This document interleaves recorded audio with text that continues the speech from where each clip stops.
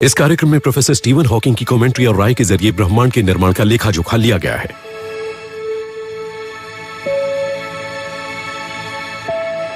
Hello, मेरा नाम Steven Hawking है और मैं एक फिजिसिस्ट, कॉस्मोलॉजिस्ट और कुछ हद तक ड्रीमर हूं। मैं चल फिर नहीं सकता और मैं एक कंप्यूटर के जरिए बोलता हूं, लेकिन मैं मन से आजाद हूं। मैं ब्रह्मांड के सबसे बड़े सवालों का जायजा लेने के लिए आजाद हूं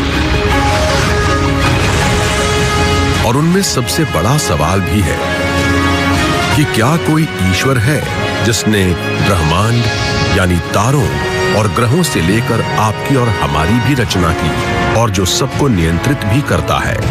इसका पता लगाने के लिए हम प्रकृति के नियमों की यात्रा पर जाएंगे, क्योंकि मुझे लगता है कि वहीं इस पुराने सवाल का जवाब मौजूद है कि ब्रह्मांड कैसे बना और ये कैसे काम करता है। इसे देखिए।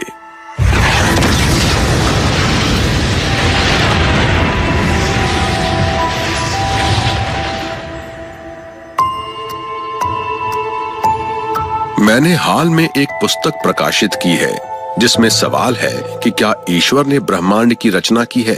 इस पर थोड़ा विवाद भी हुआ। लोग नाराज हो गए कि धर्म के मामले में किसी वैज्ञानिक को टांग नहीं अड़ानी चाहिए। मैं किसी को नहीं बताना चाहता कि उसे क्या मानना चाहिए, लेकिन मेरी नजर में ये विज्ञान के लिए जायज सवाल है कि क्या ईश्वर का अस्तित्व है। आखिरकार ब्रह्मांड की रचना किसने की और कौन इसे नियंत्रित करता है, इसकी बजाय ज्यादा महत्वपूर्ण और बुनियादी रहस्य पर विचार करना बेहतर है।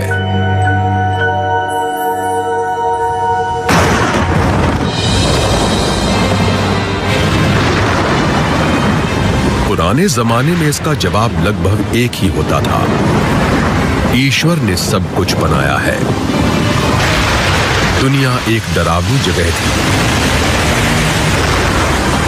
इसलिए वाइकिंग जैसे ताकतवर लोग भी बिजली कड़कने या तूफान जैसी कुदरती बातों को समझने के लिए अलौकिक शक्तियों के अस्तित्व में विश्वास रखते थे।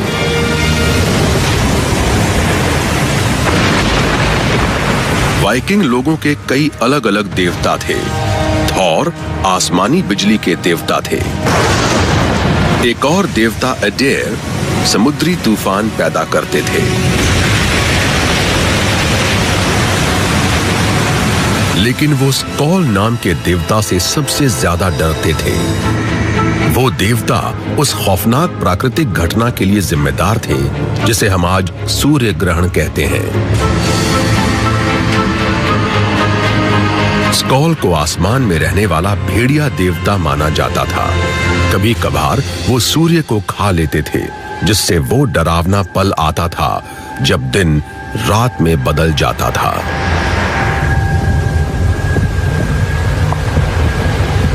कल्पना कीजिए कि वैज्ञानिक कारण नहीं जानने की वजह से सूर्य को गायब होते हुए देखकर लोगों को कितनी परेशानी होती होगी।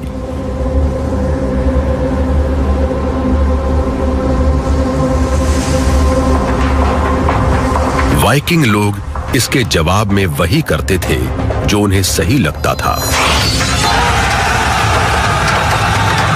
वो भेड़िए को डराकर भगाने की कोशिश करते थे।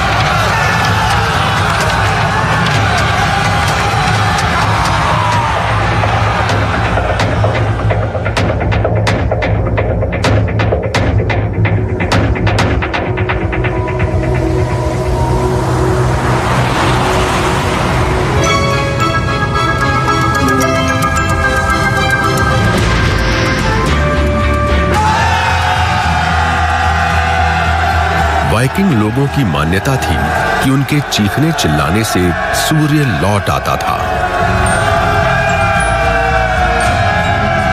लेकिन अब हम जानते हैं कि उसमें उनकी कोई भूमिका नहीं थी। सूर्य हर हाल में दोबारा निकल आता। अब ये समझ में आ रहा है कि ब्रह्मांड उतना अलौकिक या रहस्यमय नहीं है जितना लगता है, लेकिन इसकी सच्चाई को उजागर करने के लिए वाइकिंग लोगों से भी ज्यादा साहस की जरूरत है। मेरे और आपके जैसे मामूली लोग भी समझ सकते हैं कि ब्रह्मांड कैसे काम करता है। वाइकिंग लोगों से भी काफी पहले प्राचीन ग्रीस में इसका पता लगा लिया गया था।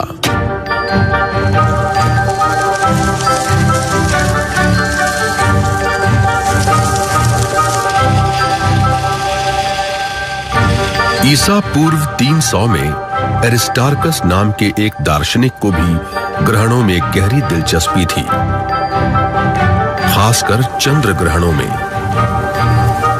उनमें यह सवाल करने का साहस था कि क्या वो सचमुच देवताओं के कृत्य थे। एरिस्टार्कस सचमुच वैज्ञानिक पहल करने वाले व्यक्ति थे। उन्होंने आसमान का सावधानी से अध्ययन किया और एक बहुत बड़े नतीजे पर पहुंचे। उन्होंने पाया कि ग्रहण कोई अलौकिक घटना नहीं है, बल्कि चांद के ऊपर से गुजरती पृथ्वी की परछाई है। इस खोज ने उन्हें पुरानी मान्यताओं से मुक्त कर दिया और वो आसमान में चल रही गतिविधियों को समझने और सूर्य, पृथ्वी और चांद के बीच असली संबंधों को दिखलाने वाले नक्शे बनाने में कामयाब रहे। वहां से वो और भी कमाल के नतीजों पर पहुंचे। उन्होंने ये अनुमान लगाया कि पृथ्वी ब्रह्मांड का केंद्र नहीं थी, जैसा कि तब हर कोई मानता था, बल्कि पृथ्वी खुद सूर्य की परिक्रमा करती है। असल में तो इस व्यवस्था को समझने से सभी ग्रहणों का कारण समझ में आ जाता है। जब चांद की परछाई पृथ्वी पर पड़ती है तो सूर्य ग्रहण होता है, और जब चांद पर पृथ्वी की परछाई पड़ती है तो चंद्र ग्रहण होता है। लेकिन एरिस्टार्कस इसे और आगे ले गए। उन्होंने कहा कि तारे आसमान की सतह पर पड़ी दरारें नहीं हैं, जैसा कि उनके समकालीन मानते थे। उन्होंने कहा कि तारे असल में हमारे सूर्य जैसे ही दूसरे सूर्य हैं, बस वो काफी दूर हैं। ये कितना विलक्षण बोध रहा होगा। ब्रह्मांड सिद्धांतों या नियमों से चलने वाली एक मशीन है और मानव मस्तिष्क इन नियमों को समझ सकता है।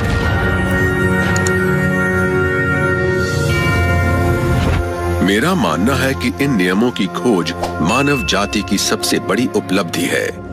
अब हम इन्हें प्रकृति के नियम कहते हैं और इन्हीं से हमें पता चलेगा कि ब्रह्मांड को समझने के लिए हमें किसी ईश्वर की जरूरत है या नहीं। कई सदियों तक माना जाता था कि मेरे जैसे विकलांग लोगों पर ईश्वर का श्राप है। मुझे लगता है कि यह मुमकिन है कि मैंने ऊपर मौजूद किसी ताकत को नाराज कर दिया है, लेकिन मैं सोचना पसंद करता हूं कि हर चीज को प्रकृति के नियमों के जरिए दूसरे तरीके से समझा जा सकता है। तो प्रकृति का नियम असल में क्या है और ये इतना शक्तिशाली क्यों है? मैं इसे टेनिस के खेल की तरह समझाता हूं। टेनिस दो तरह के नियमों से खेला जाता है। एक तरह के नियम इंसान के बनाए हुए हैं, जो खेल के नियम हैं।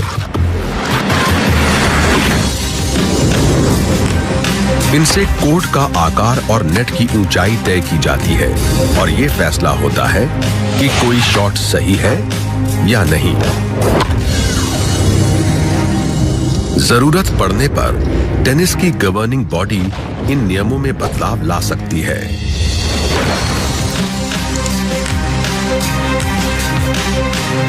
लेकिन इस खेल पर लागू होने वाले दूसरे नियम बिल्कुल निश्चित हैं, जिन्हें बदला नहीं जा सकता। उनसे तय होता है कि बॉल को मारने पर उस पर क्या असर होगा। रैकेट से बॉल को मारने की ताकत और कोण से तय होता है कि आगे क्या होगा। प्रकृति के नियमों से पता चलता है कि अतीत, वर्तमान और भविष्य में सब कुछ वास्तव में कैसे होता है। टेनिस में बॉल हमेशा पहले से अनुमानित जगह पर ही जाती है।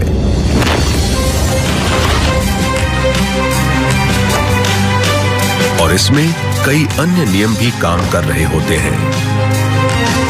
खिलाड़ी की मांसपेशियों में शॉट मारने की ताकत कैसे पैदा होती है से लेकर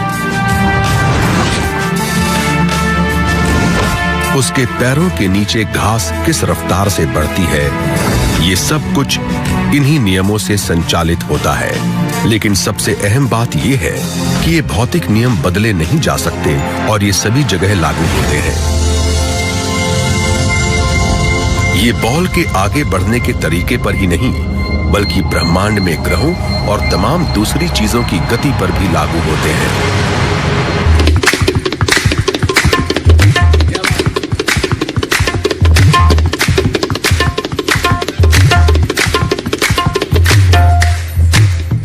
हमारे वीडियो को लाइक और अपने फ्रेंड्स से शेयर जरूर करें। अगर आपके कोई क्वेश्चंस हों तो नीचे कमेंट्स में लिखें।